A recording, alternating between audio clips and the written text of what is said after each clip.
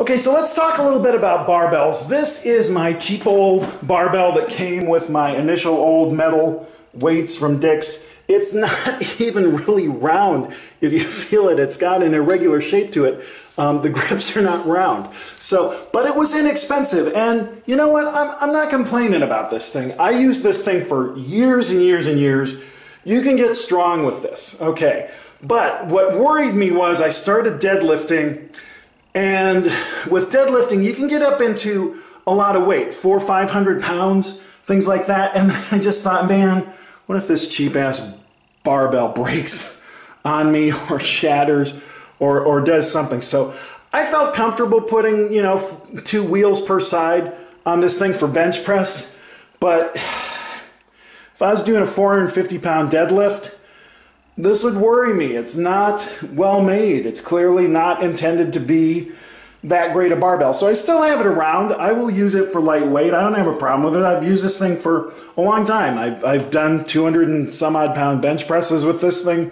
It's just never been an issue. But then what did I get after that? I got this. This is the Rogue Echo 2.0 bar. And from what I can gather, I didn't see any differences on the website between this and the Rogue Ohio bar. So I got this one. It's got this knurling. So people have described this as very aggressive knurling.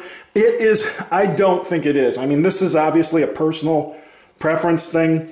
Different people are going to see this thing, it's a chocolate and vanilla issue. I don't think this knurl is very aggressive. I've been in gyms where I've picked up bars that were like really aggressively knurled. This is a nice medium knurl. I really feel like this Rogue Echo 2.0 bar is probably the perfect bar for 95% of the lifters out there. Okay, so why did I go on and get a different bar than this?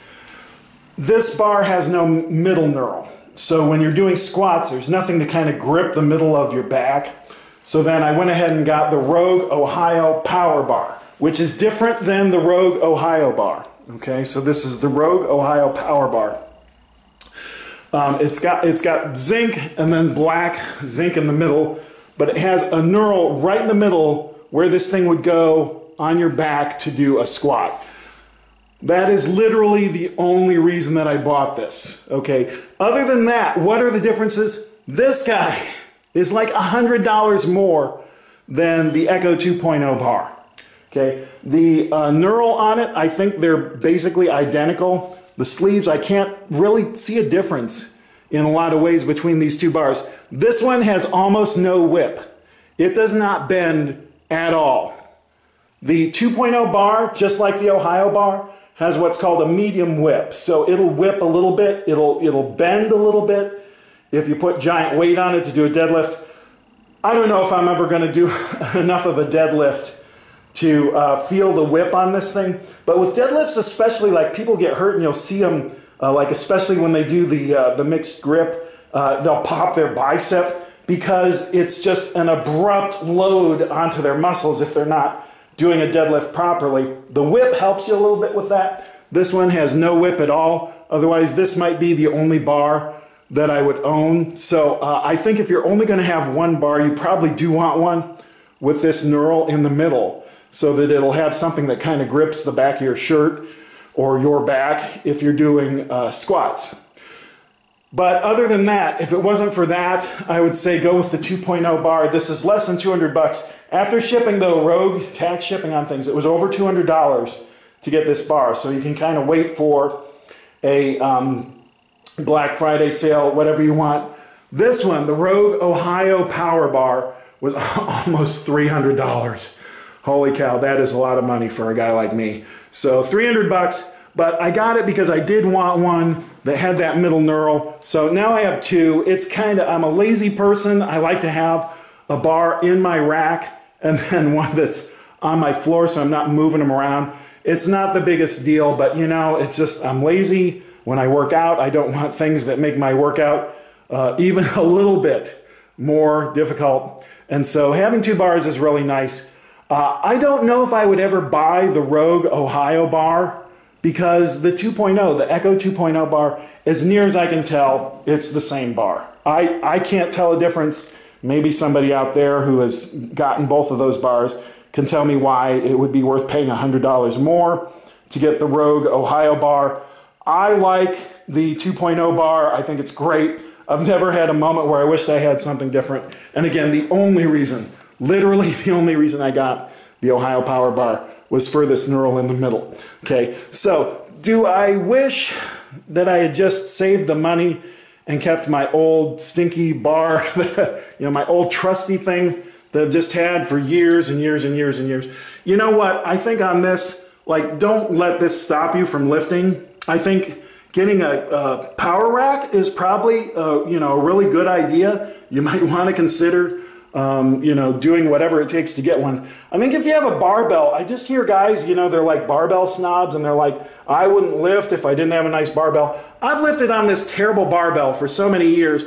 I don't really have a problem with it. Like I said, the only thing that got me going was I got kind of paranoid as to what would happen if I put lots and lots of weight on this. Because this was just from an old cheap set that I bought at Dick's, where I got these metal plates, these ones that are just for fitness, or whatever these are not great plates, but weight is weight. It's not worth getting weird about it.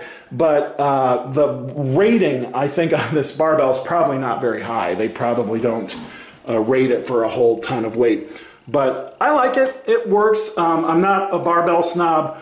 I do like the other ones. They're a little bit thicker around, which makes them more comfortable, especially on heavier lifts or when you're putting them on your back for a squat or something like that.